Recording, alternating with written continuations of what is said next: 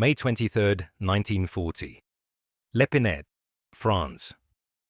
Dawn broke cold and grey over the muddy fields of northern France as the British Expeditionary Force collapsed toward Dunkirk. Lieutenant Jack Churchill crouched in the underbrush, scanning the tree line 300 yards distant where German patrol movements had been reported. Around him, his men from the Manchester Regiment checked their Lee Enfield rifles, working bolts with quiet clicks that carried in the morning air. Jack's rifle lay beside him, loaded and ready, but it wasn't the weapon in his hands. Instead, he held a longbow, 6 feet of yew wood, with a 60-pound draw weight, strung with Flemish twist. In the quiver at his hip sat steel-tipped broadhead arrows, the same type English archers had used at Agincourt 525 years earlier. His sergeant glanced over, mouth tight with doubt. "Sir, wouldn't the rifle be—" "Shh." Jack's eyes never left the tree line. A German soldier emerged, then another, then 5 more. They moved carelessly, rifles slung, talking among themselves. They believed the British were miles away, fleeing in chaos. They were wrong about the distance. They would be dead wrong about something else entirely. Jack stood smoothly, drew the bowstring to his cheek in one fluid motion, and released. The arrow made almost no sound in flight, just a whisper of fletching, cutting air. The lead German grabbed his chest and dropped without a cry, dead before his comrades registered what happened. For one frozen second, the Germans stared at their fallen man, then at the arrow protruding from his body. Then, finally, at the tall British officer standing in plain view with a medieval weapon, already knocking another arrow. Chaos erupted. Germans scattered. British rifles opened up. In the confusion of the firefight that followed, one fact became indelible. Lieutenant John Malcolm Thorpe Fleming Churchill, a 34-year-old former newspaper editor and male model from Surrey, had just become the only British soldier in World War II to kill an enemy with a longbow and arrow. It would not be his strangest accomplishment. What the Germans didn't know, what even Jack's own men barely understood, was that they'd just encountered something warfare in 1940 was not prepared for. A man who treated modern mechanized combat as theater, who believed the purpose of weapons was not just to kill, but to terrify, and who understood that the greatest weapon in any arsenal is the one the enemy never expects. Over the next 5 years, Mad Jack Churchill would transform from regimental curiosity to commando legend, leading raids across Europe with a broadsword strapped to his waist and bagpipes under his arm, capturing 42 German soldiers at sword point, surviving multiple captures, and fighting with such flamboyant ferocity that German intelligence officers literally couldn't believe the reports they received. His methods would never become doctrine. No training manual would recommend medieval weaponry. But by war's end, German soldiers in certain sectors would have standing orders. If you see the British officer with the sword, retreat immediately. The psychological damage is too great. This is the story of how one eccentric officer weaponized the absurd and terrified Nazi Germany with tools from the Middle Ages. Jack Churchill's path to becoming Britain's most unconventional warrior began nowhere near a battlefield. Born in Hong Kong in 1906 to a family of colonial administrators, he spent his childhood in Ceylon, modern-day Sri Lanka, developing what would become lifelong obsessions: archery, motorcycles, and the bagpipes. Where other boys collected stamps, Jack collected skills that belonged to different centuries. After Sandhurst Military Academy, he served a posting in Burma before resigning his commission in 1936. The peacetime army bored him. He wanted adventure, not parade drills. So he became a male model in Nairobi, then a newspaper editor, then, most improbably, represented Great Britain in the World Archery Championships in 1939. He also appeared as an extra in the 1924 film The Thief of Baghdad, firing arrows from horseback. He wasn't playing soldier, He was being a character from an adventure novel he seemed to be writing in real time. When Germany invaded Poland in September 1939, Jack immediately rejoined the army. He was assigned to the Manchester Regiment, given a platoon, and told to prepare for France. He showed up to his first day of training carrying a longbow and wearing a basket-hilted Scottish claymore strapped across his back. His commanding officer stared. "Churchill, what in God's name is that?" "My sword, sir. Any officer who goes into action without his sword is improperly dressed." "We're fighting Germans, not Jacobites." "Are we fighting them, sir? Or are we boring them to death with regulation equipment?" The officer had no answer for that. Jack's philosophy was simple. Modern warfare had become impersonal, industrial, mechanical. Men died at distances, never seeing their killers. Artillery shells fell from invisible guns. Machine guns fired from concealed positions. Tanks crushed men who never saw them coming. War had become a factory of death, efficient, soulless, and utterly terrifying in its anonymity. But terror, Jack believed, was a two-edged sword. If modern weapons terrorized through their impersonal efficiency, perhaps ancient weapons could terrorize through their personal impossibility. A man shot by a rifle understands the weapon. A man killed by a longbow arrow in 1940 dies confused, and confusion spreads faster than bullets. There was also something else, though Jack rarely articulated it. He was having the time of his life. War was the greatest adventure available, and if he was going to risk his life, he was damn well going to do it with style. After Dunkirk, Jack volunteered for the Commandos, Churchill's new elite raiders designed for lightning strikes against occupied Europe. Here, finally, he found his home. Commando culture rewarded initiative, aggression, and controlled chaos. They wanted men who could think independently, improvise constantly, and fight with shocking violence. Jack Churchill could do all of that while playing the March of the Cameron Men on bagpipes. His first major raid came in December 1941, Operation Archery, the assault on Vagsø, Norway. The target was a fish oil factory the Germans were using for industrial glycerin, essential for explosives. The mission: destroy the factory, kill the garrison, and get out before reinforcements arrived.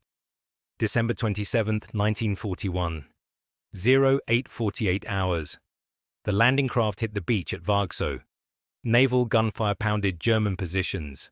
Commandos charged through the smoke. And ahead of them all, clearly visible to every German defender, came Jack Churchill. He wore his full battle dress, green beret, webbing, rifle slung across his back, but in his right hand he carried his claymore sword, and in his left, his longbow.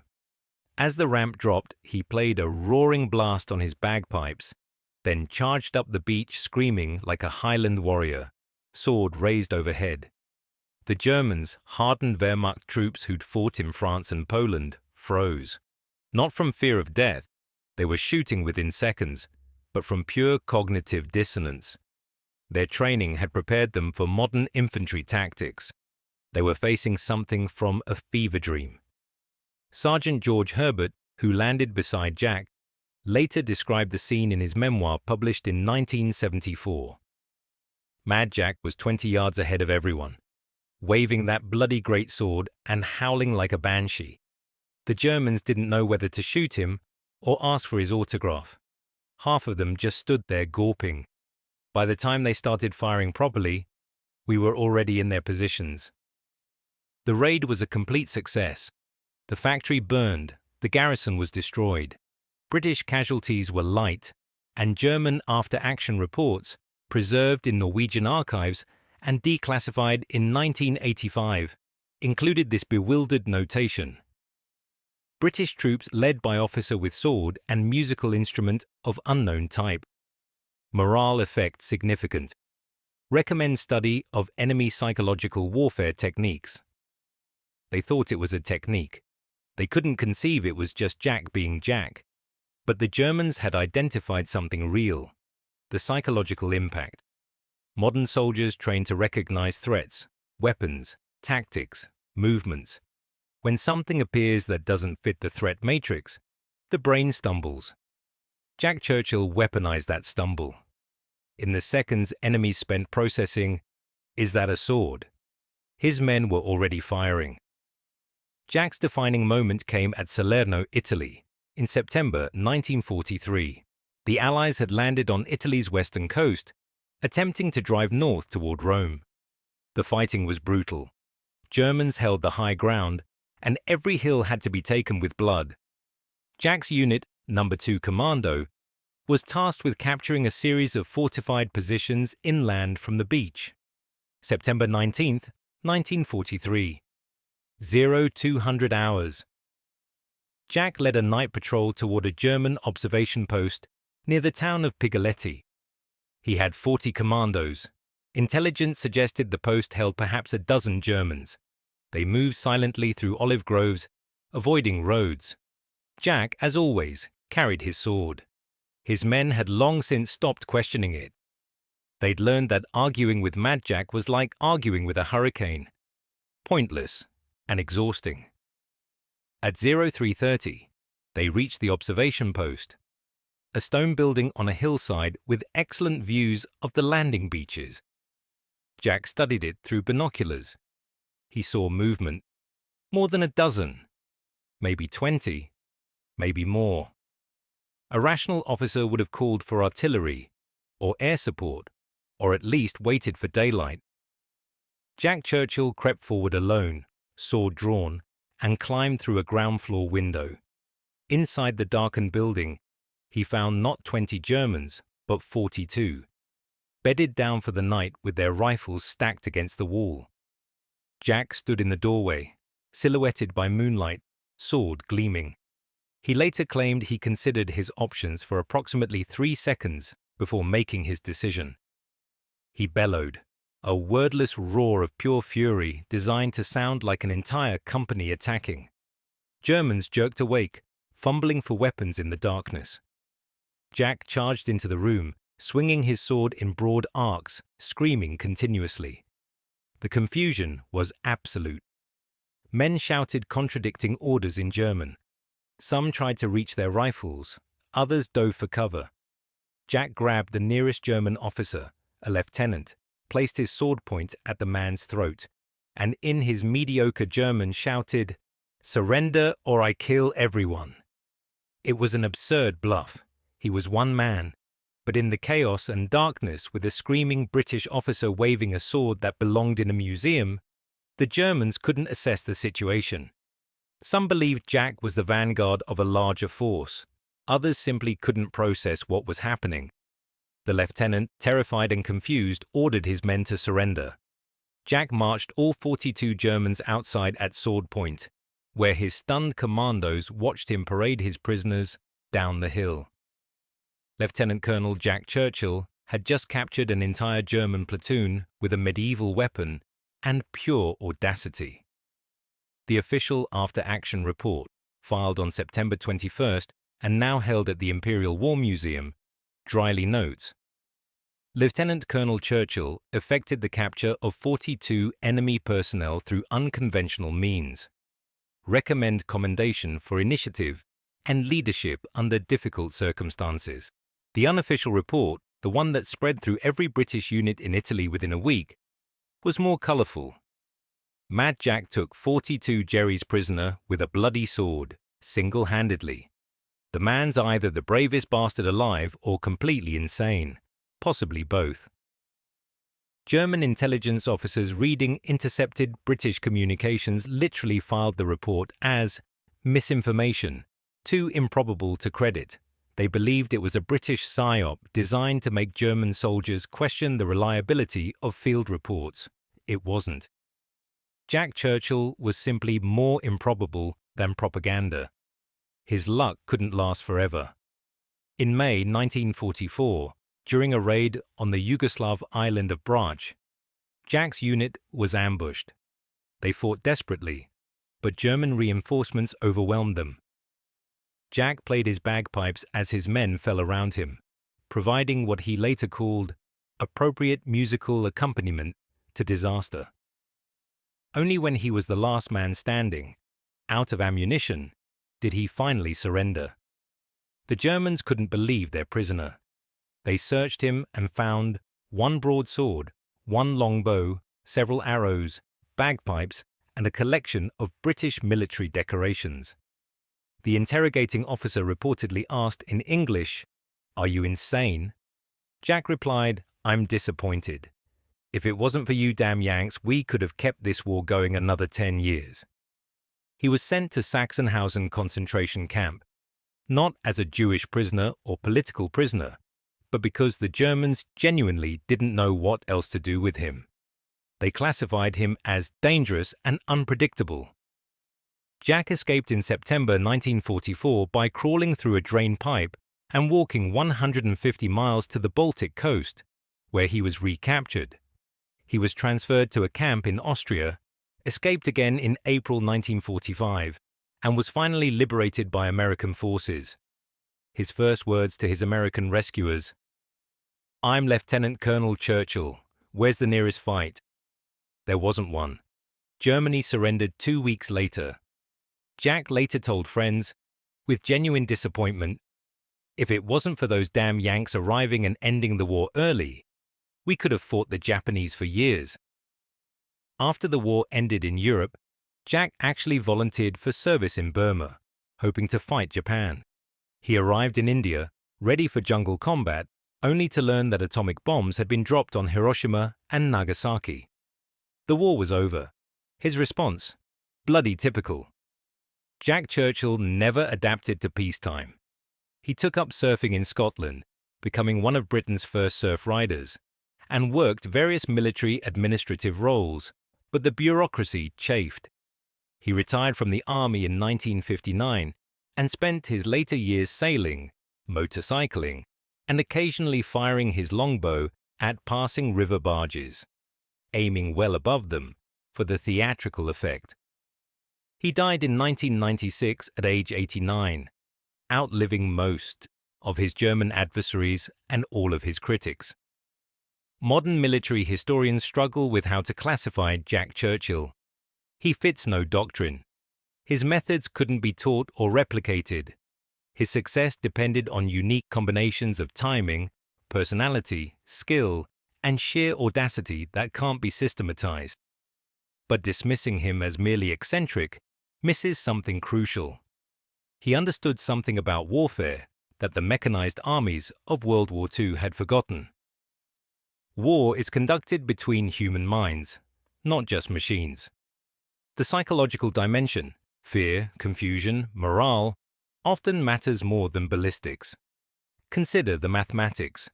Jack Churchill personally killed perhaps a dozen enemy soldiers across 5 years of combat. By the standards of World War II, that's statistically meaningless. Machine gunners killed dozens in minutes. Bomber crews killed thousands in single raids. But Jack Churchill terrified hundreds, maybe thousands, of German soldiers into making poor tactical decisions. The German troops at Vargsow who froze in confusion.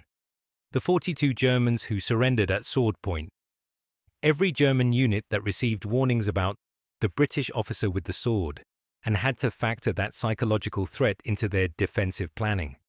There's no way to quantify that impact. How many Germans withdrew from positions earlier than necessary because they'd heard the stories? How many British commandos survived because Jack's reputation preceded him, making German defenders hesitate? How many successful raids occurred partly because German commanders diverted resources to sectors where Mad Jack might appear? We'll never know. But the absence of metrics doesn't mean the absence of impact. Jack Churchill received the Distinguished Service Order with 2 bars and the Military Cross. He was mentioned in dispatches multiple times, but he never commanded at the strategic level, never shaped doctrine, never trained the next generation in his methods, because his methods were fundamentally unteachable. You can teach someone to shoot. You can teach tactics, leadership, even courage to some degree. You cannot teach someone to charge a machine gun nest while playing bagpipes and waving a sword, because that requires not just courage, but a particular type of magnificent insanity that can't be learned. In his later years, journalists occasionally interviewed him, asking why he'd fought with medieval weapons.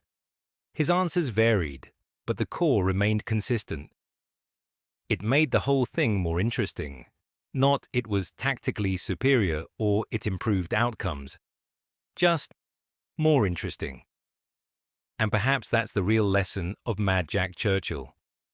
He fought World War II, the deadliest conflict in human history, a mechanized slaughter that killed 60 million people, and decided the appropriate response was not just to survive it, but to make it interesting. There's something almost defiant in that choice. The 20th century gave humanity industrial-scale killing, poison gas, carpet bombing, nuclear weapons. Warfare became impersonal, distant, efficient. Men died without ever seeing their killer. The individual soldier became a statistic, a number in casualty reports, a cog in vast military machines. Jack Churchill rejected all of that. He insisted on fighting as an individual, distinctive, memorable, impossible to reduce to statistics. He made warfare personal again, not through hatred, but through style. He said, in effect, "You can have your tanks and planes and bombs, but I'm going to fight my way, and my way involves a sword." Today, no military in the world trains soldiers to use longbows or swords.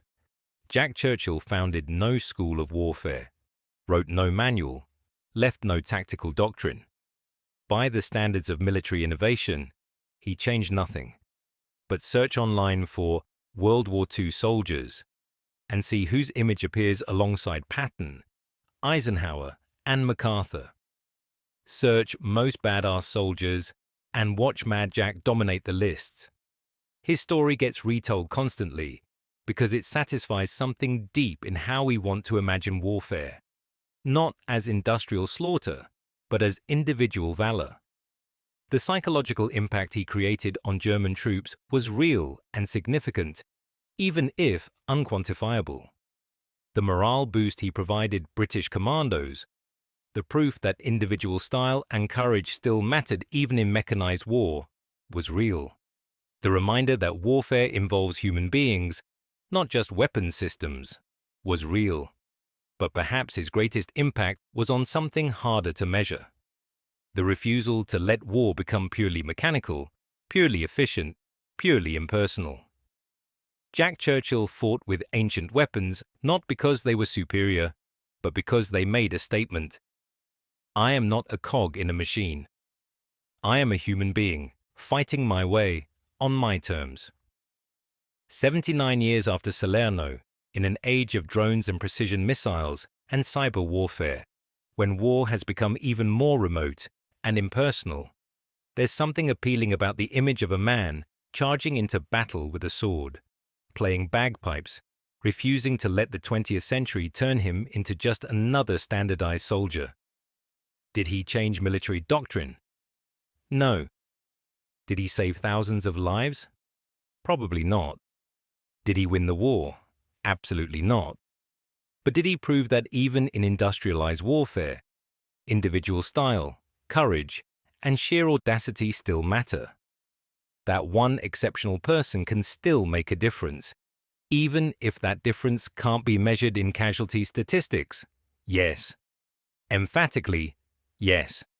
And in doing so, Lieutenant Colonel John Malcolm Thorpe Fleming Churchill, Mad Jack, the only man to kill an enemy with a longbow in World War II, the only man to capture dozens of Germans at sword point, the officer who went into battle playing bagpipes, became something more than a soldier.